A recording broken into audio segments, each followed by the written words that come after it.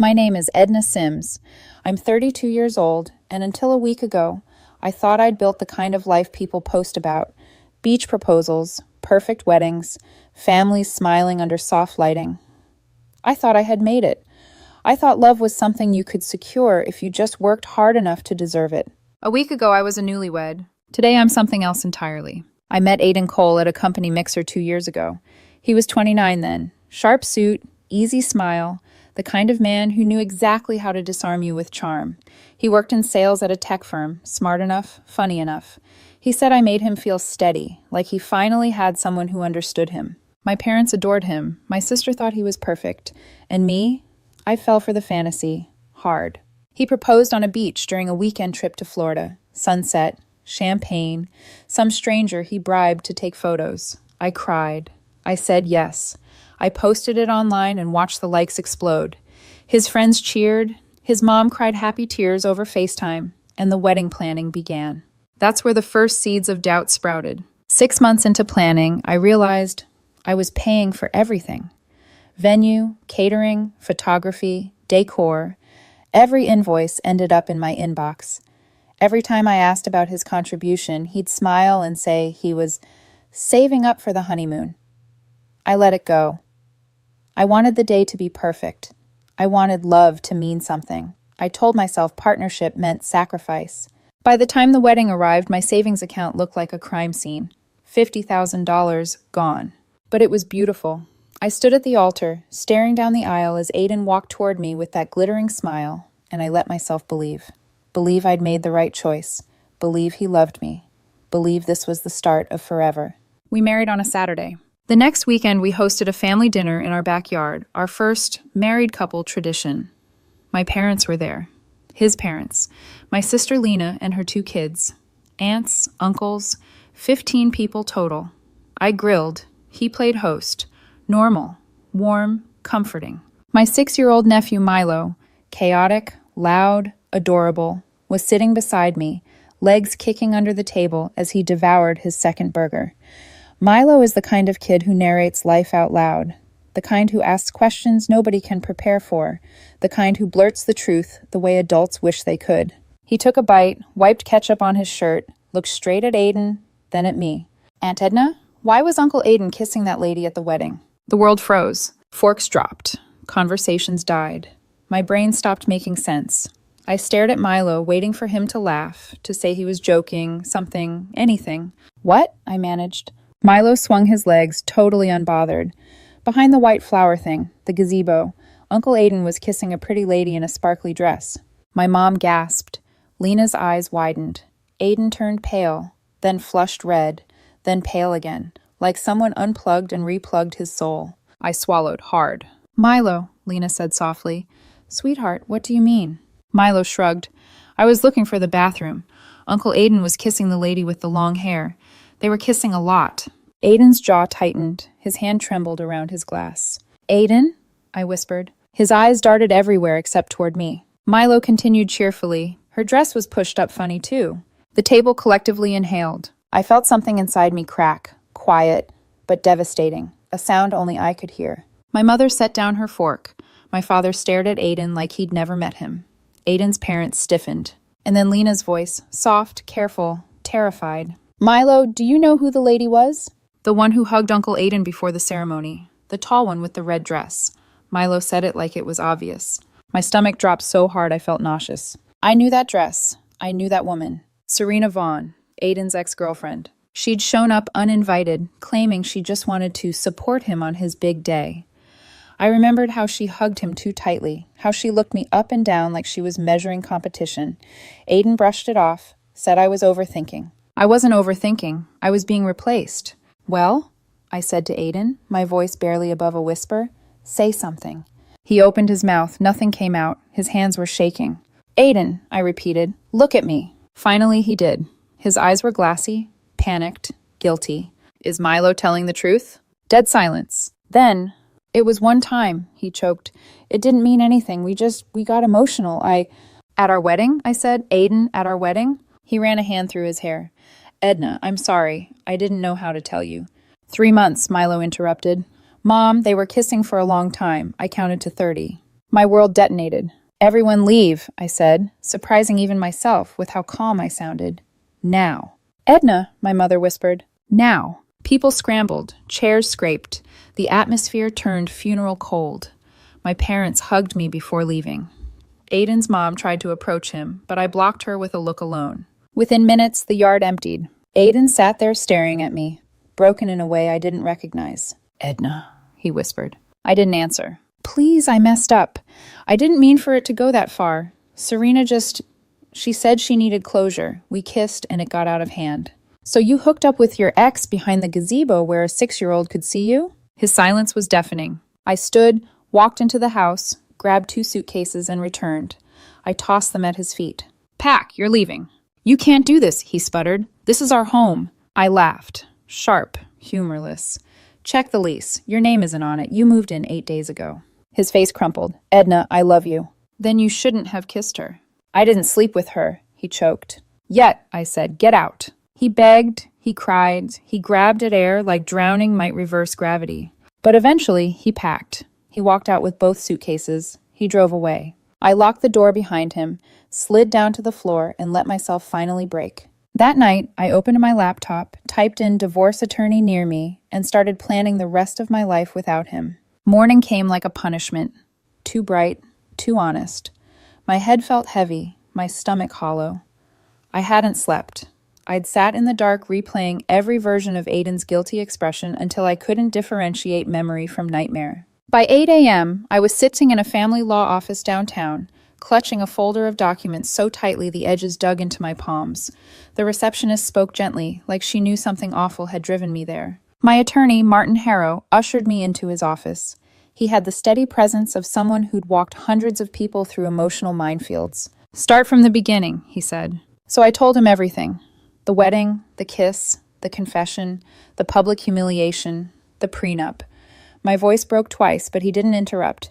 He just listened, really listened, like each detail was a piece of evidence, not a shard of my life. When I handed him the prenup, he read it twice, expression shifting from neutral to impressed. This, he said finally, is one of the strongest prenups I've seen. I blinked hard. Is that good or bad?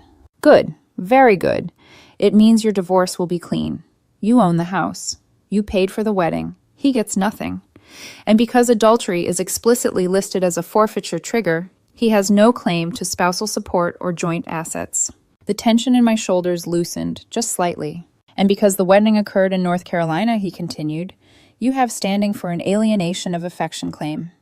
What now? It allows you to sue the person who interfered in your marriage. In this case, Serena Vaughn. I stared. You mean I can sue her? For damages, yes. Emotional distress, economic loss, punitive damages, especially since the affair happened on the day of the wedding. North Carolina courts take that very seriously. Something inside me steadied, not healed, just steadied. What do you want to do? Martin asked. I want to fight, I said, all of it. He nodded. Then we'll file everything today. And he did. By the end of the week, both Aiden and Serena were served. Aiden's panic begins. Aiden called me that night. Not crying this time, angry, desperate. Edna, what is this? You're divorcing me? You're suing Serena? You cheated on me at our wedding, I said. Actions have consequences. The prenup isn't fair. My lawyer says we can challenge it. You had your own attorney approve it before signing. It's enforceable. You're ruining my life over one mistake. One? I repeated.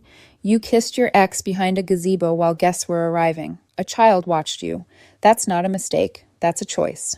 He tried apologizing again. Too little, too late, but I hung up. Serena makes her move. 2 days later, a text appeared from an unknown number. Unknown. If you think you can ruin my life because your marriage fell apart, think again. Another message. He came to me.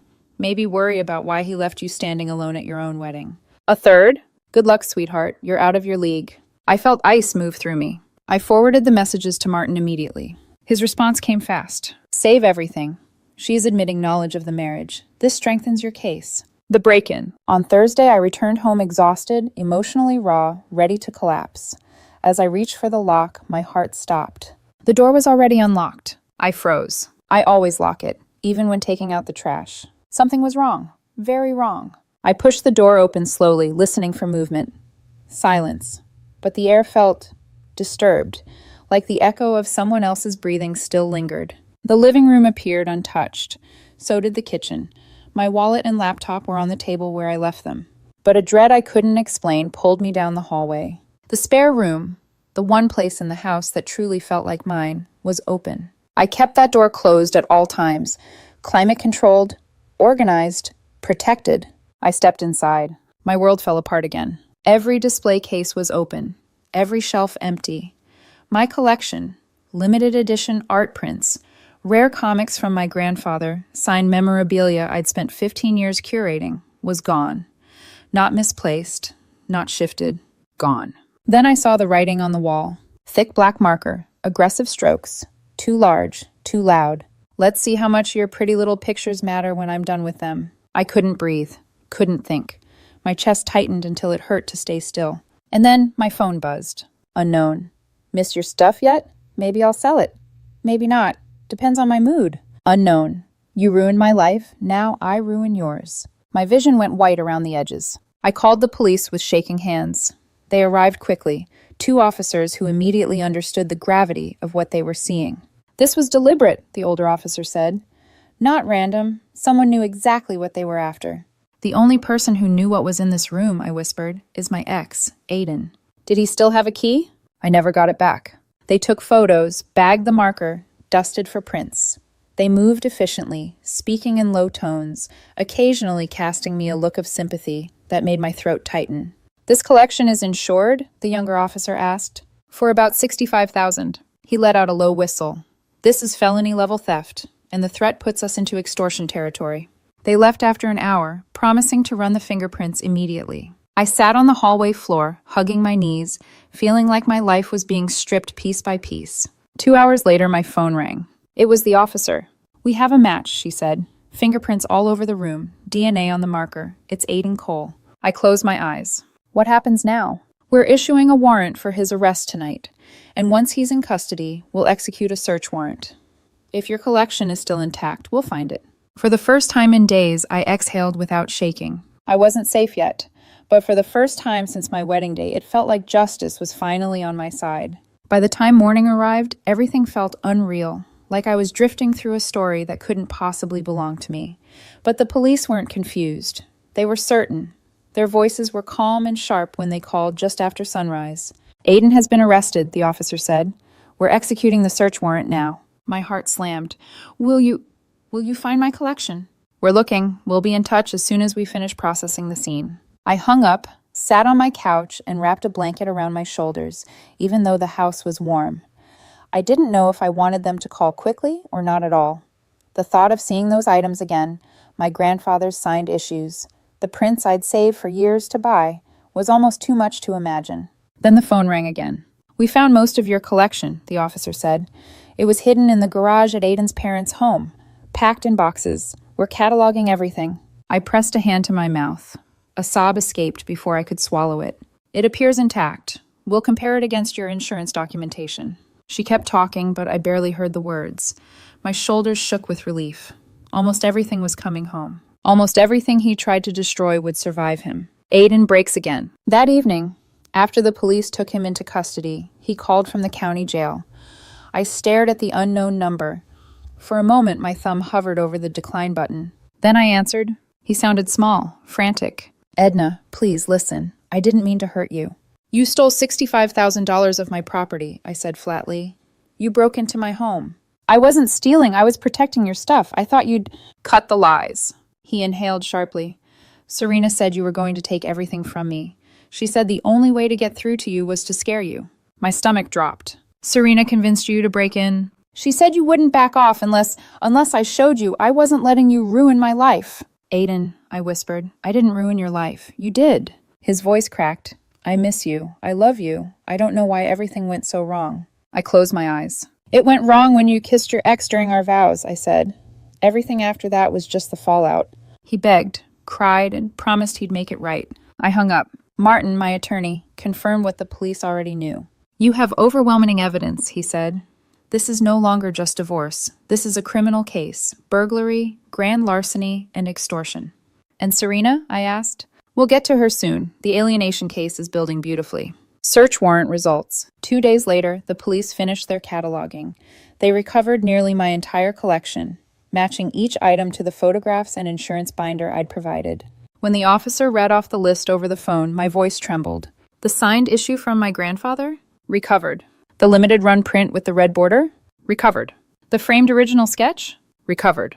I sagged against the wall, tears sliding down my cheeks. The only things missing were a few small items. Nothing financially devastating, just sentimental. The officer thought Aiden might have tried to hide them in his car or gave them to someone to hold. They'd keep looking. But the core of my collection, the heart of it, was intact. It felt like getting a piece of myself back. The enemy reacts. Serena's reaction came next. A new text from another unknown number. You think you're winning? You think you can tear us apart? Just wait. He'll come back to me. He always does. I forwarded it to Martin. His response? Excellent. This shows intent and obsession. It helps the alienation case significantly. But another message followed seconds later. You deserve everything that's coming. The skin on my arms prickled. There was something unhinged about her tone, something that felt like she wasn't threatening legal consequences. She was threatening me. Court begins. Aiden's arraignment came fast. He stood before the judge unshaven, exhausted, eyes darting between me and the floor. The prosecutor listed the charges. And first-degree burglary, grand larceny over $50,000, extortion, violating a no-contact order from the threatening messages. Aiden's public defender tried painting him as emotional rather than malicious. The judge wasn't convinced. Mr. Cole, he said, these are serious offenses. Your behavior escalated after being served divorce papers. You appear unable to follow court orders or respect the law. Bail is set at $50,000. Aiden's parents posted it within 24 hours. Huge mistake. Because 48 hours later, he contacted me again, breaking his bail conditions. Another unknown number buzzed as I was making tea. You couldn't let it go. You had to send me to jail. You're a monster. This isn't over. Not even close. I sent them to the police, to the prosecutor, to Martin. Within hours, Aiden was arrested again. A bail revocation hearing happened the next morning. The prosecutor read the messages aloud in court. Aiden pleaded. His parents sobbed. The judge barely looked up. Bail is revoked, he said coldly. The defendant will remain in custody until trial. Aiden's face went ghost white as officers cuffed him. He mouthed something at me. I didn't bother reading it. The criminal trial. 4 months later, the courtroom smelled of old wood and anxious sweat. Reporters weren't allowed, but the gallery was full. Neighbors, co-workers, curious strangers. Aiden sat beside his attorney, pale and trembling. The prosecution presented everything. And fingerprints, DNA on the marker, photographs of the ransacked room, inventory of stolen items, the threatening texts, my insurance documentation, the police recordings, the recovered collection in evidence bags. The officer testified calmly, describing the break-in in detail. Then it was my turn. I approached the stand with trembling hands. Every eye followed me. I told the truth, that I had loved Aiden once, that I trusted him, that I never imagined he could destroy something he knew meant so much to me. The room was silent when I finished. Then Aiden testified. His defense? He wanted to protect my items. He thought I would hurt him financially, so he acted out of fear. The prosecutor shredded him. You stole $65,000 in property, she said. You threatened to burn it. You wrote a threat on her wall. You violated bail. How is any of this protection? Aiden stammered, sweated, contradicted himself. His parents cried quietly. The jury deliberated for 4 hours. Verdict, guilty on all counts. When they read it, Aiden broke. His face crumpled like paper. He looked at me with a mixture of shock, betrayal, and something like pleading. But I didn't feel pity, not anymore. The judge ordered restitution of the collection's value, sentencing to 5 years, with possibility of 3 for good behavior. Restitution would follow him forever. As he was led away, Aiden whispered something I couldn't quite hear. The door closed behind him, and the air finally felt clear again. But the battle wasn't over. Serena was next. If Aiden's trial felt like closing a wound, the alienation of affection suit against Serena Vaughn was ripping off the scab. She showed up to the courthouse looking like she was walking a red carpet, not facing a lawsuit that could financially ruin her. Her hair was styled in loose curls. Her dress was immaculate. She wore a smile, slow, smug, poisonous. She winked at me when she walked past. I knew then that she wasn't afraid. Not yet. But she would be. The civil trial begins. Civil court didn't have the same tension as a criminal courtroom. No handcuffs, no deputies, no threat of prison. But in some ways, it was colder, more naked, more humiliating. It wasn't about crime, it was about morality, choices, consequences. Martin, my attorney, laid out our case with surgical precision. Evidence of the affair. Text messages between Aiden and Serena. Photos of them together at the wedding. My nephew Milo's testimony. Serena's hostile messages to me. The timeline showing the affair had lasted 3 months, but the most powerful moment came when Milo took the stand. He climbed up into the witness chair, legs dangling, swinging nervously. Lena squeezed my shoulder as he raised his tiny hand and promised to tell the truth. The courtroom leaned forward. Milo, Martin said gently, can you tell us what you saw at the wedding? Milo nodded. Uncle Aiden was kissing the lady with the red dress behind the flower thing. The gazebo? Martin clarified. Uh-huh. And how long were they kissing? Milo scrunched his nose. A long time. I counted to 30. The jury murmured. Serena's attorney objected, saying he was just a child, but the judge allowed it. Children don't lie for convenience. Adults do. Serena's downfall. When Serena testified, she attempted charm first. She smiled, tilted her head, acted like she was the reasonable one in the room. Aiden pursued me, she said sweetly. He told me he was unhappy. I thought maybe he was rushing into marriage. The prosecutor raised an eyebrow. So you kissed a man at his wedding? She shrugged lightly. People make mistakes. And the text where you insulted his wife? Serena rolled her eyes. I was emotional. And the text where you said, he'll always come back to me? Serena's voice sharpened. Because he will. Her mask slipped. The jury noticed. By the time the prosecutor finished cross-examination, Serena looked less like a confident femme fatale and more like a cornered fox baring its teeth. The verdict. Deliberation took 6 hours. At 7:42 p.m., the jury returned. We find the defendant, Serena Vaughn, liable on all counts. Damages awarded. $50,000 for economic harm, $25,000 for emotional distress. All legal fees and court costs. Serena's jaw dropped, her composure shattered. She turned toward me with fury blazing in her eyes.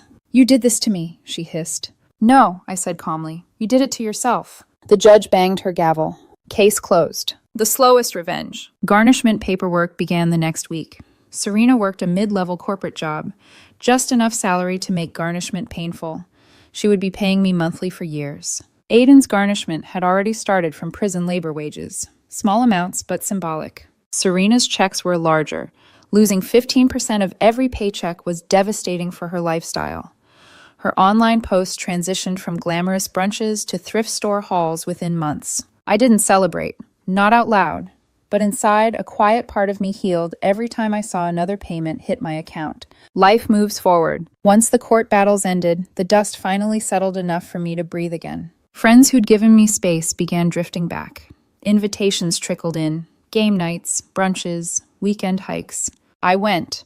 I let myself exist in rooms where people laughed, where betrayal wasn't the centerpiece of the night, where I wasn't the woman whose marriage exploded. At one of those gatherings, just a simple get-together at my friend Kelly's apartment, I met someone. His name was Lucas. Not perfect, not flashy, not a cinematic savior. Just real, steady, kind. He asked about my interests before asking about my past. He listened when I talked about art, about comics, about the collection I thought I'd never see again. He laughed easily, and he didn't push for more than I was able to give. We started with coffee, then brunch, then evenings spent talking until restaurants closed. He never rushed, never pried, never made me feel small. It wasn't dramatic or explosive, it was something softer, peaceful. The last encounters. Aiden was released after serving nearly 2 years. He called 3 days later from his parents' house. I answered because I wanted closure. His voice was thin, tired, hollowed out. I'm sorry, he said. I think about what I did every day. Silence stretched. I have nothing, he continued. No job, no money. My record follows me everywhere. My parents want me gone. I just wanted you to know I'm sorry. I believe you, I said quietly. But believing you doesn't change anything. He sniffed, swallowed. Could we ever? No, I said gently but firmly. We couldn't, he cried softly. I didn't. Later, Serena tried approaching me outside a bookstore. She got within 3 feet before stopping. Garnishment paperwork had taught her that getting too close could be considered harassment. She sneered. I hope the money was worth it. It wasn't about the money, I said. It was about teaching you that people aren't toys. Her expression tightened. He loved me. Then why did he marry me? I asked. Her face twisted. She had no answer. She walked away. For the first time, I didn't feel angry, just free. Epilogue. Peace. 5 years after the wedding, my life looks nothing like I imagined. With one exception. I'm happy. My savings rebuilt. My career accelerated. My collection sits safely in a climate-controlled cabinet in my new home, a home I share with someone who treats me with respect and warmth. Lucas and I aren't rushing anything, we're just living. Sometimes, on quiet nights, I think back to that day, Milo's little voice interrupting a family dinner and detonating everything. It felt like the end, but it wasn't. It was the beginning. The beginning of a life I never thought I'd get back. And every time another garnishment payment appears in my account, Aiden's tiny trickles,